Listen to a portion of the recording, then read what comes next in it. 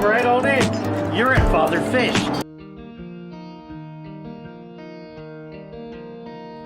I explained this very clearly in the recent video that nobody is watching, I might add. It's very disappointing. I've got this really excellent video, and the thumbnail is so unattractive that people look at it and say, who would want to look at that? So I'm going to have to change the thumbnail. Anyway, I talk about anaerobic and anoxic. There's the word. It's a dirty word, anoxic. Anoxic is a dirty word. And I'm going to tell you why. It's a word that was invented by geologists, people who study rocks, and who study rocks in space, what's worse, and who study space, what's even worse, who define anoxic as opposed to anaerobic. Biologists don't do that because in the world of biology, according to the definition of the rock hounds, there is no such thing as anaerobic in biology. In geology, anaerobic means the absolute absence of oxygen in all its forms. That means nothing that has an oxygen atom in a compound can be considered from a geological standpoint to be anaerobic. It is not anaerobic, it is anoxic. That is to say, there is no free oxygen. No free oxygen. For a geologist.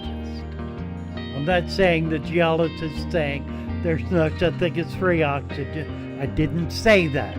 Of course there is free oxygen, even in the geological world. Okay? But in a rock where there is pure granite and nothing else, that rock can be said to be anaerobic in its internal workings because there is no oxygen in any form inside that rock.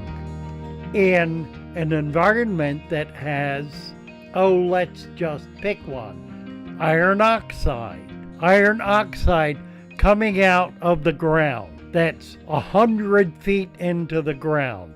There is no free oxygen 100 feet down. Does not exist there. It ain't there. A geologist goes down 100 feet. He finds iron oxide. What does he call that iron oxide? He calls it anoxic, because it is oxygen in a compound.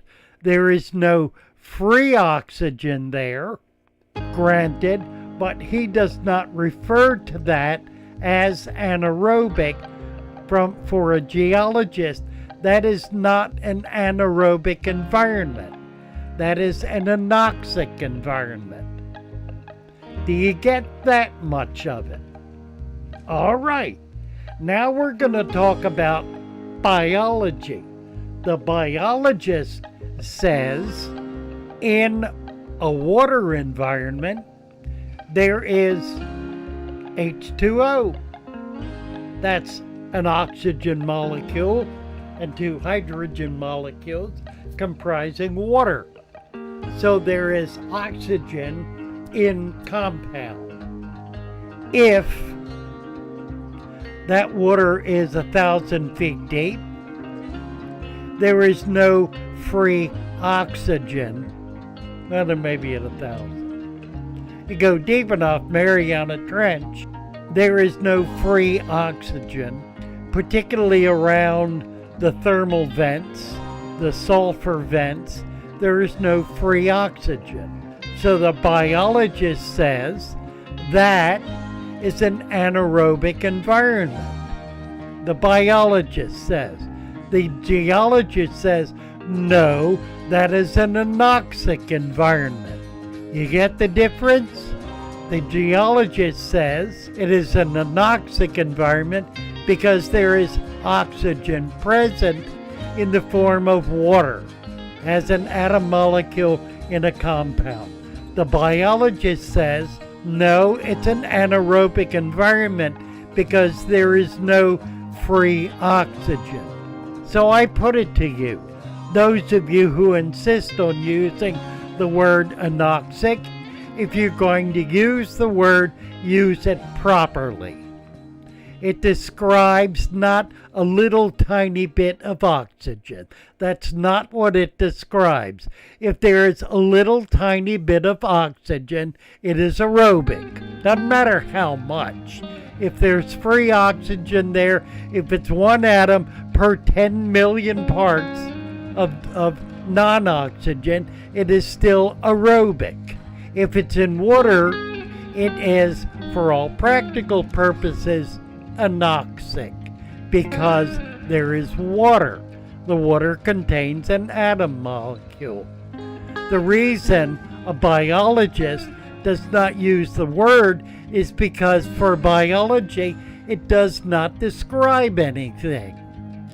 There is always, in all biological environments, the presence of oxygen in one form or another. That's what makes them biological environments. So to use a word that is stolen from a different discipline to try to apply it to a discipline where it frankly does not fit is foolishness. And I'm done with the foolishness, and I'm done with this lecture.